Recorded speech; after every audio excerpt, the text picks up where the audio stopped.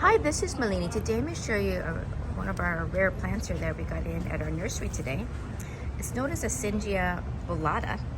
It's from southern Brazil and they're blooming right now.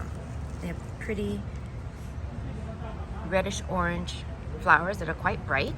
They come out sometime in the summer, and the leaves have a nice texture to them, kind of slightly rough, but nice, still soft at the same time.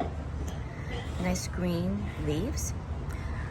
These are shade-loving plants, so they like more shade than sun. So you put this in the shade or in a filter light area is fine. Watering is about once a week. They don't do well in long periods of drought, so they do need good moisture and lots of humidity. So once a week watering in the shade, outdoors is fine. It's cold and frost hardy.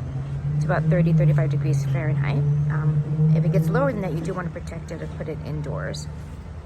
Let me show you more of these really pretty succulents. See, there's a pretty orange flowers there. There's one about to bloom.